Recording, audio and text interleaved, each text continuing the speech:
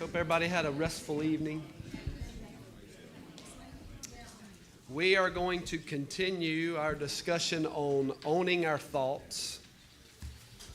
So far, we've talked about some distractions that we have. One being the distraction of insecurity, the distraction or the pattern. The pattern of insecurity, the pattern of distraction, pattern of offense last week. Today, we're going to talk about the pattern of pleasure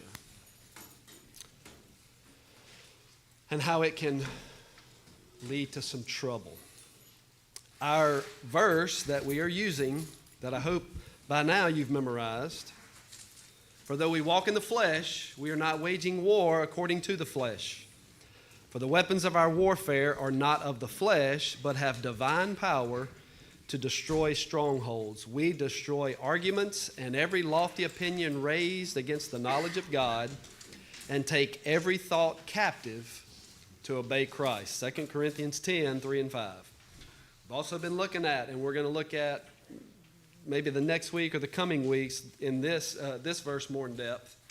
Romans 12, 1 and 2. I appeal to you, therefore, brothers, by the mercies of God, to present your bodies as a living sacrifice, holy and acceptable to God, which is your spiritual worship. Do not be conformed to this world, but be transformed by the renewal of your mind, that by testing you may discern what is the will of God, what is good and acceptable and perfect. And then another one that we've looked at quite often. Be careful how you think. Your life is shaped by your thoughts. So we have kind of dove into those. Hopefully you've remembered some of the things we talked about. Hopefully it's benefited you a little bit. Turn to 2 Samuel chapter 13. We're going to look at maybe a story that's not real familiar to some of us. I think probably all of us have heard it, but it might not be just terribly familiar. But I want to start here as we talk about the pattern of pleasure. Those thoughts that we think about that can, if we don't take them captive, can really turn out not so well. Let's begin in verse 1. Now David's son, Absalom, had a beautiful sister named Tamar, and Amnon, her half-brother, fell desperately in love with her. Amnon became so obsessed with Tamar that he became ill. She was a virgin, and Amnon thought that he could never have her. But Amnon had a very crafty friend, his cousin Jonadab. He was the son of David's brother Shimea. One day Jonadab said to Amnon, "What's the trouble? Why should the son of a king look so dejected morning after morning?" So Amnon told him, I am in love with Tamar, my brother Absalom's sister. Well, Jonadab said, I'll tell you what you need to do. Go back to bed and pretend you are ill. When your father comes to see you, ask him to let Tamar come and prepare some food for you. Tell him you'll feel better if she prepares it as you watch and feeds you with her own hands. So Amnon lay down and pretended to be sick.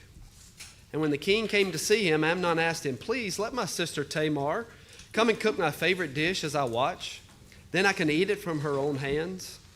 So David agreed and sent Tamar to Amnon's house to prepare some food for him.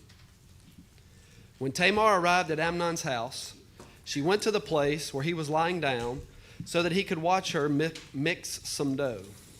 Then she baked his favorite dish for him. But when she set the serving tray before him, he refused to eat. "Everyone get out of here," Amnon told his servants, so they all left. Then he said to Tamar, "Now bring the food into my bedroom and feed it to me here." So Tamar took his favorite dish to him. But as she was feeding him, he grabbed her and demanded, "Come to bed with me, my darling sister." "No, my brother," she cried. "Don't be foolish. Don't do this to me. Such wicked things aren't done in Israel. Where could I go in my shame? And you would be called one of the greatest fools in Israel. Please, just speak to the king about it, and he will let you marry me." But Amnon wouldn't listen to her. And since he was stronger than she was, he raped her. Then suddenly Amnon's love turned to hate, and he hated her even more than he had loved her. "Get out of here," he snarled at her. "No," Tamar cried. "Sending me away now is worse than what you've already done to me." But Amnon wouldn't listen to her. He shouted for his servants and demanded, "Throw this woman out and lock the door behind her." So the servant put her out and locked the door behind her. She was wearing a long, beautiful robe, as was the custom in those days for the king's virgin daughters. But now Tamar tore her robe and put ashes on her head. And then with her face in her hands, she went away crying. Her brother Absalom saw her and asked, "Is it true that Amnon has been with you?" "Well, my sister, keep quiet for now, since he's your brother. Don't you worry about it." So Tamar lived as a desolate woman in her brother Absalom's house. When King David heard what had happened, he was very angry. And though Absalom never spoke to Amnon about this, he hated Amnon deeply because of what he had done to his sister. 2 years later, when Absalom's sheep were being sheared at Baal-hazor near Ephraim, Absalom invited all the king's sons to come to a feast. He went to the king and said, "My sheep shearers are now at work. Would the king and his servants please come to celebrate the occasion with me?" The king replied, "No, my son, if we all came, we would be too much of a burden on you." Absalom pressed him, but the king would not come, though he gave Absalom his blessing. "Well then," Absalom said, "if you can't come, how about sending my brother Amnon with us?" "Why Amnon?" the king asked. But Absalom kept on pressing the king until he finally agreed to let all of his sons attend, including Amnon. So Absalom prepared a feast fit for a king.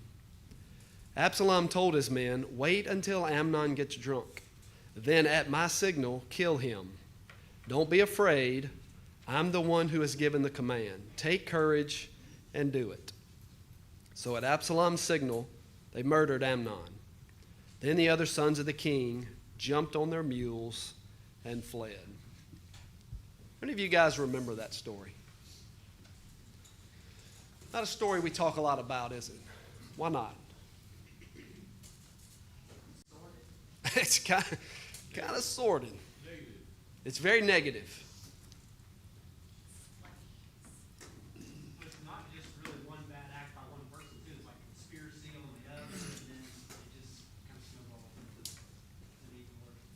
How did it start? How did all of this transpire? Amnon had a thought, right? Amnon had a thought, and he didn't do what with it? He didn't take it captive, right? He begins to think about doing things with his half-sister that he would never think about doing in real life, right? So he's starting to think about crossing some boundaries. That turns into an obsession. He thinks more and more, or his thoughts become more and more constant. And with each thought, he becomes a little more convinced he has to have her. What happens to Amnon because of these thoughts in the beginning? It made him sick. He's getting sick because he's thinking about this so much. Then he starts to stop looking at her as his sister, as a person, and he starts to look at her as an object that only exists for his pleasure. And he goes and talks to his cousin about it, right? Those thoughts turn to maybe a little bit of entitlement. You know what? I'm the prince. You can't deny me things. I get to have things because I'm a prince, right? I deserve to have what I want. The rules, they don't apply to me. She was a princess, though. True. But in those days, how much did women, how many rights or how... What I'm saying is, he says, I'm a prince. Well, he's, True. It's very true. But not as society saw him. But not as society saw it, right? I'm a prince. I get what. Property. Say again? Females were regarded back in those days more as property. And Amnon right here is looking at her as some sort of object that he wants, right? Then it turns to Amnon starting to rationalize these thoughts. He listens to his friend's plan, his cousin's plan, and maybe he thinks this. We don't know. It's not given to us, but maybe he thinks this. Well, that sounds like a pretty good plan. Maybe not such a big deal.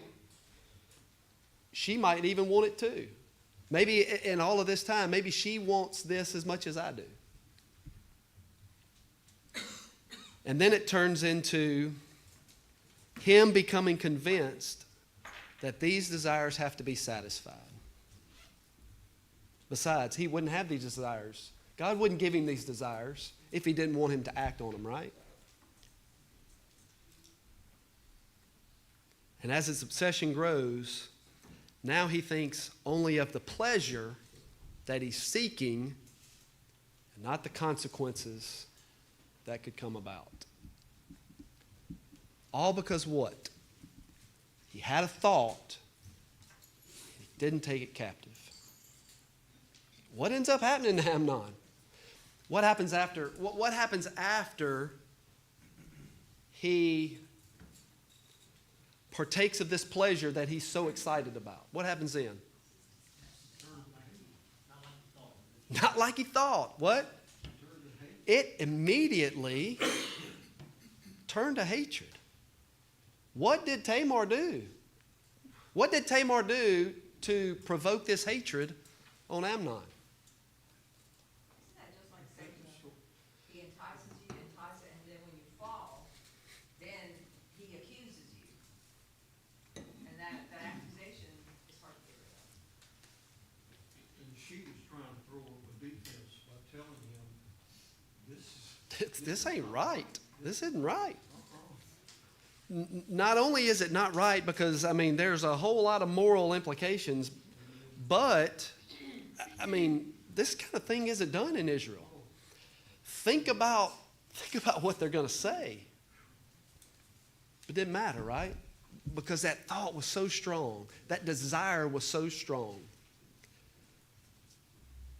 I really hope none of us have ever been in a situation like this. But I think probably all of us have had opportunities where we haven't taken a thought captive, and it's led us down this path where we did some things that we're not proud of. And when that pleasure was had, you know what, this isn't what I thought it was going to be. This isn't at all what I thought it was going to be. And then maybe it did turn to guilt, or Satan's accusing us. And how does that feeling get to that? Sometimes that feeling is even stronger than the original desire in the first place, right? How about Absalom in the story? I didn't do much, but so I remember, or really a lot of times talking to teenagers, maybe in chapel or in a football setting, or even as a youth minister, telling them that one mistake does not define you as a person. Like I think that's incredibly important.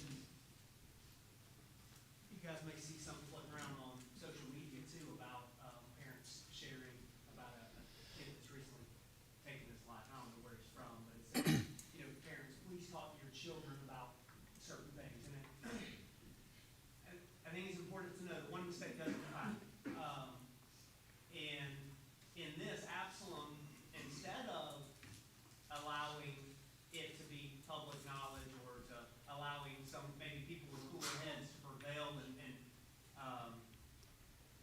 maybe hold the situation, tell the sister, don't worry about it. Like, put this out of your heart. And for 2 years, he stews on it. And instead of taking his thoughts captive, he ends up incorporating himself into the situation. I'm assuming he's not innocent in this when he, has Amnon killed. I wouldn't think he'd be innocent at all, would you? 100% not. This was like, instead of, is Amnon completely wrong here? Absolutely. But he's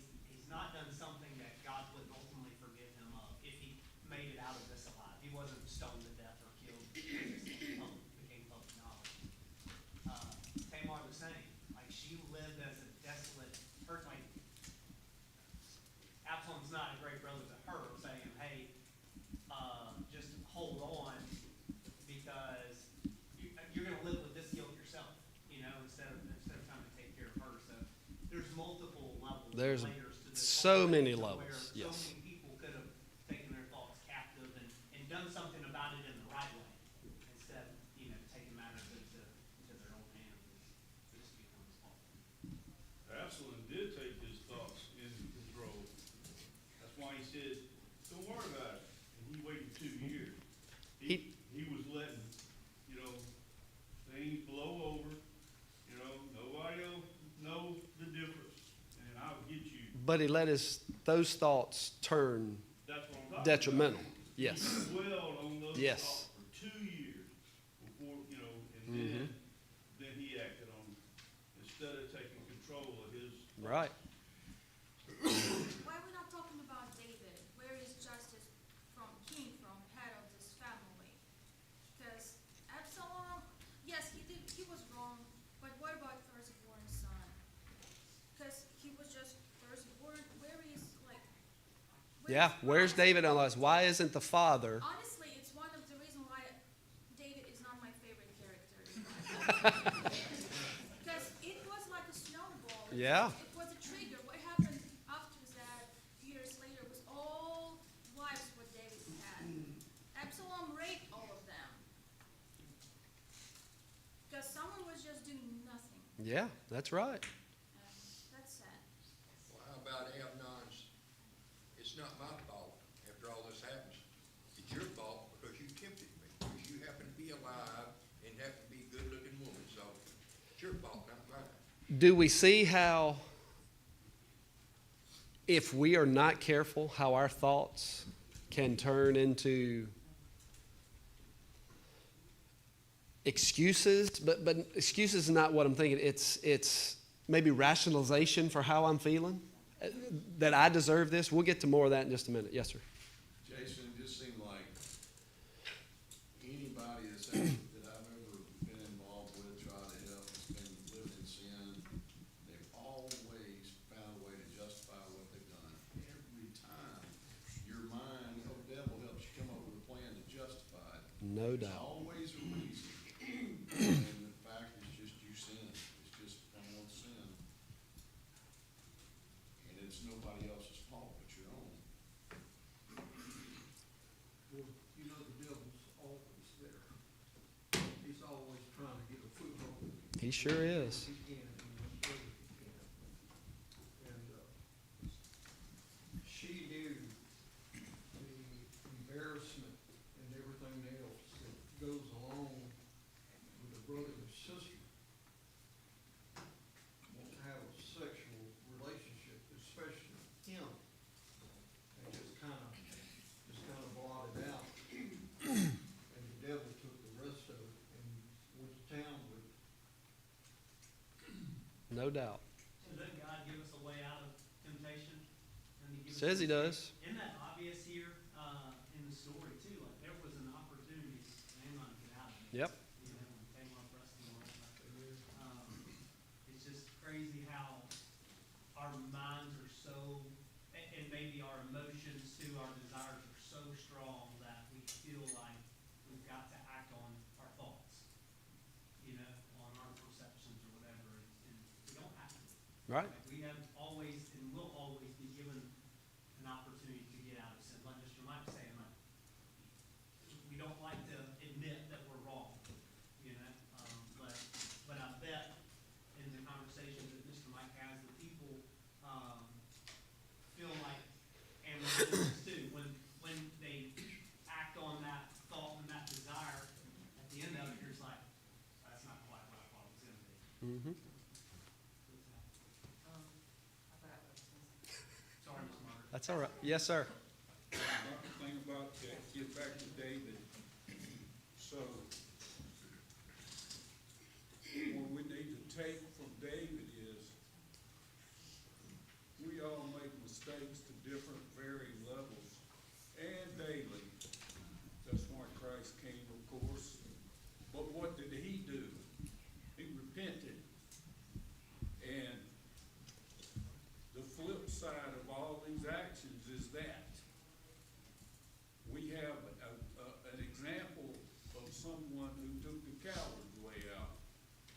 the coward's way out.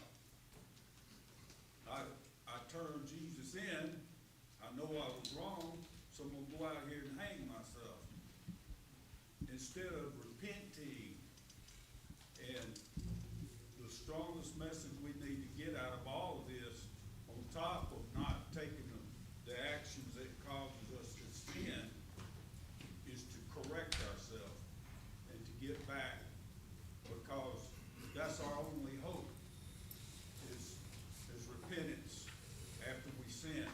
That's why in the book of John, it talks about confess your sins one to each other and to God. That's another point where we need to take those thoughts captive. The negative thoughts that we're having, like if Judas would have done that, like Peter did. Peter repented, right?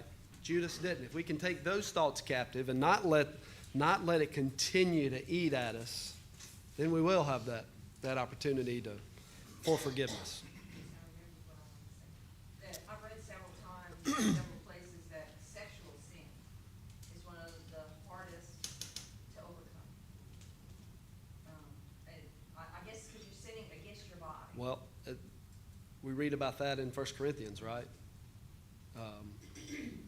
I mean, the Bible tells us that that's one of the hardest things that we're going to have to get over.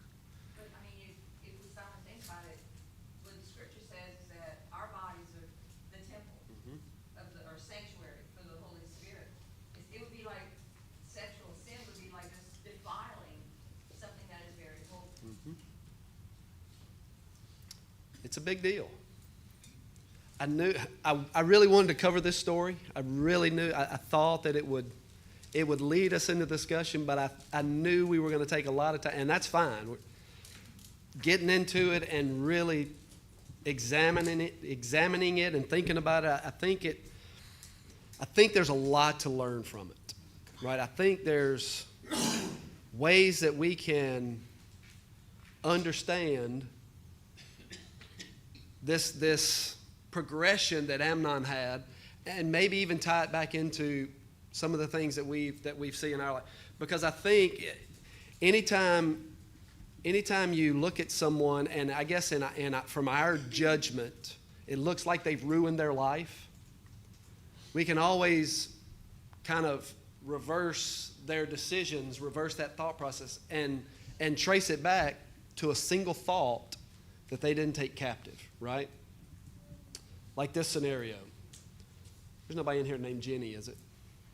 Jenny is an up-and-coming accountant working for this big company. And she's really good at her job. But she starts to notice some inefficiencies in the accounting system.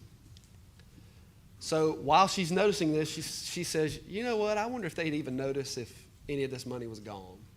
If this money wasn't accounted for. I bet they wouldn't even notice. And she doesn't take that thought captive. And so then she starts thinking more and more about it. And then she thought, you know what, what could I do if I just had a little bit more money in my pocket? I'd be able to do maybe some of the things that I've always wanted to do. I deserve it. Stop. Just slow down. Right?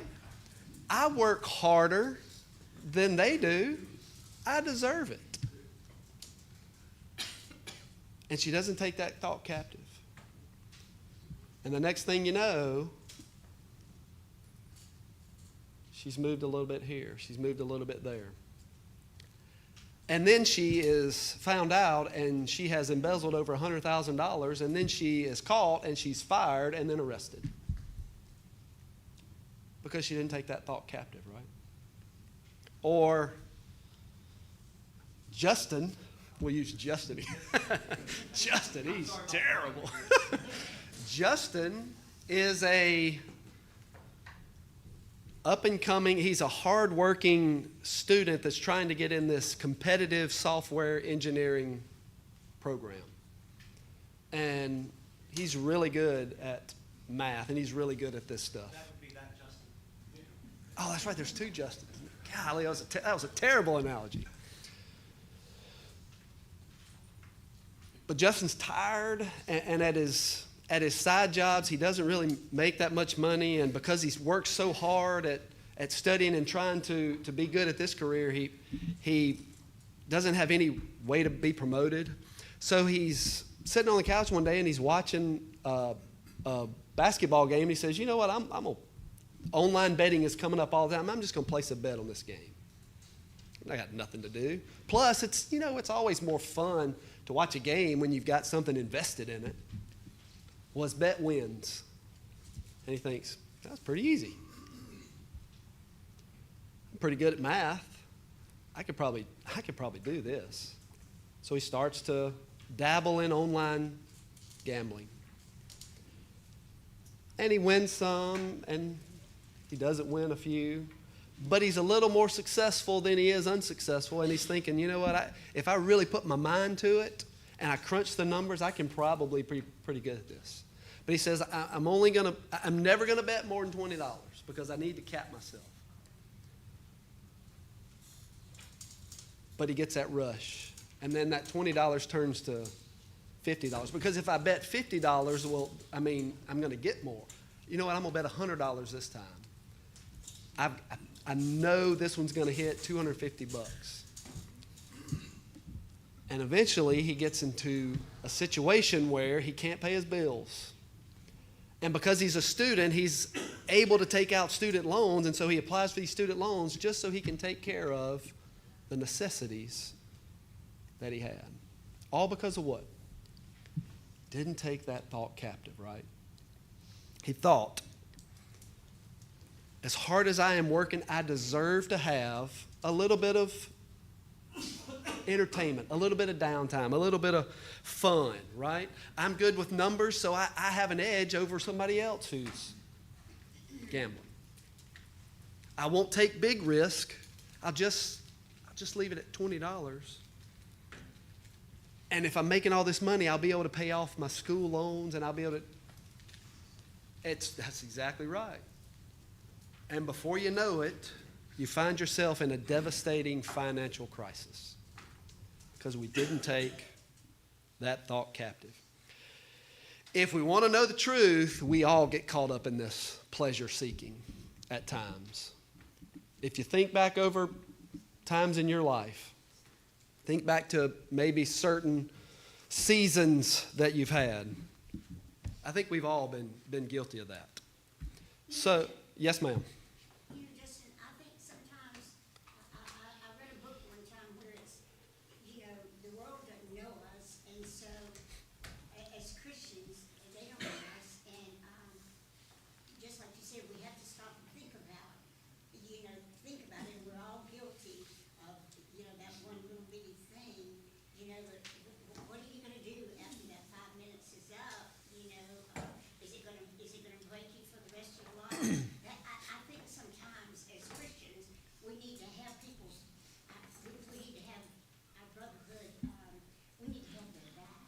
And if they do something, and if I were to come to, just say Clarice and say, I think I would hope that as a Christian, she would say, and me too, I would hope that she would say to me, Rain, you really need to stop and think about that. Is that what we really need to do?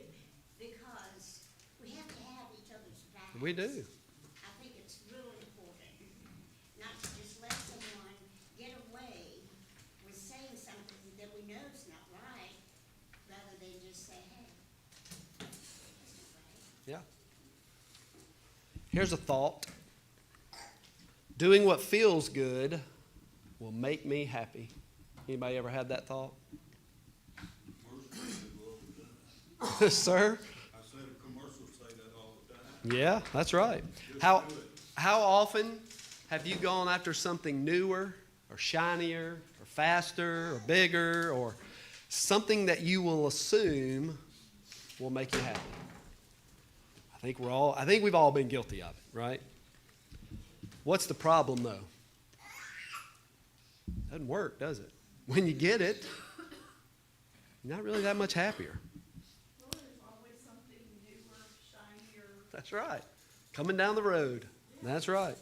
You know, there's been all kinds of studies, research has been done, and not just in the religious realm, but all kinds of studies have been done that have concluded that there is no quicker way to be unhappy than to make our lives about being happy. Does that make sense? There's no quicker way to be unhappy than to pursue happiness. The harder we chase after happiness, the more elusive it becomes. You know what God says? In Psalm 32, verse 11, he says, rejoice in the Lord. In Psalm 37, he says, take delight in the Lord. In Psalm 100, he says, worship the Lord with gladness. Happy are the people whose God is the Lord, Psalm 144. Philippians 4:4, you guys can quote that by heart. Who are we supposed to rejoice in? Always, right? Rejoice in the Lord. People think that it's God's job to provide them with what they need to be happy. But we don't need God to give us blessings to make us happy. We have God. And if we have God, He makes us happy. Right? Don't pursue pleasure, pursue God. Happy people don't chase after happiness. They chase after God. And guess what catches them? Happiness. Happy people don't chase happiness. They chase after God. And happiness catches up with them. Here's another thought. I deserve to be happy right now. Anybody ever have that? I deserve to be happy right now. Like Grady said, how many ads a day do we see? Think about that. How many ads a day do you see? We see so many that sometimes we're oblivious to them. But I think one study says on average we see between 6,000 and 10,000 ads every single day. And you think about billboards, signs, the ads that come on your phone, the ads on TV, the commercials on TV. 10,000 ads a day. And what are all of them saying? You need this. If you had this, you would be all that you want to be, right? Malachi tells us in Malachi 3 about how to find, and for us to gain blessing is to not pursue it, but to sacrifice, to give back to God, to, in our tithes and our offerings. And when we do that, God says, watch how I'll bless you. Yeah. I'll open the windows of heaven and pour such a blessing down on you that you'll have no more need. Like, that's the true way of finding happiness is giving back to God. Is sacrificing back to God. Those thoughts that yes, ma'am? Me and my son, we go to Green Bay a lot to see his friends. And there's a gentleman that sits in his truck all the time, all day long, okay? And probably 4 or 5 times I recognized him. And so we went over there and asked him, was it something we could do? And he said, well, not really. He said, I'm just here homeless. I have a little check, but he said he didn't get enough to live, you know what I'm saying? And so it was really on my heart for a long time. And so the last time we went, I asked him, would he mind if I came Thursday and brought him a Thanksgiving cake? And he was fine. So I'm gonna take it up. Good. I mean, Absolutely. No, I know, but absolutely. every time I went, we'll take him to food over there. Those thoughts of that I deserve to be happy right now, most of the time turn into it's God's job to make me happy. And if we think this, it leads us to being unhappy with whom? With God, right? And then you've probably run into all sorts of people, I know I have, who when you talk about that, they say, well, look, I tried the God thing, but I still got divorced.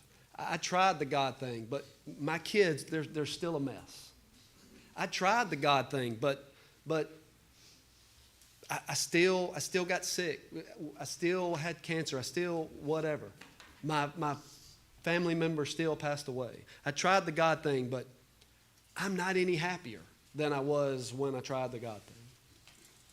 We start to project that unhappiness on it's God's fault, right? Here's another thought. My happiness is determined by my immediate circumstances. It's not good right now, well then I'm not happy. I'd be happy if I just had a new car, I'd be happy. If I just had a bigger house, I'd be happy. If I just got a different job, if I just made more money, right? But what happens when we get those things? What happens when we do get those things? You want more, right? You're not any happier. Things would be great if I made this amount of money. But then when you make that amount of money, that scale just slid a little bit farther, didn't it? Well, really, I meant if I made this much money. Right? Yes, ma'am. Sometimes people think that they need this or need that, and when they get it, they don't really need it. And I know how blessed they are, but a lot of people in the world, they search, and they never find it. That's right. Because they're looking for the wrong thing. They're searching for the wrong thing. What did Paul say in Philippians chapter 4? Beginning verse 11, he says, I am not saying this because I am in need, for I have learned to be content, whatever the circumstances. I know what it is to be in need, and I know what it is to have plenty. I have learned the secret of being content in any and every situation, whether well-fed or hungry, whether living in plenty or living in want. I can do all of this through Him who gives me strength. Where was Paul when he wrote this? Prison. Is there any pleasurable things in prison? Right? No one's ever said, you know what, I'm so glad that I'm in prison. But what did Paul say? I've learned. Here's the key phrase in my opinion. He says, I learned to be content. I learned the secret of being content. To me, that tells me that that's not something that I'm just born with. That's not an innate characteristic that I have. I have to learn to be content. And the circumstances that he was in, think about all the things that we know about Paul. Shipwrecked, beaten, stoned, prisoned, persecuted after he did the persecuting. And Paul says, I'm content.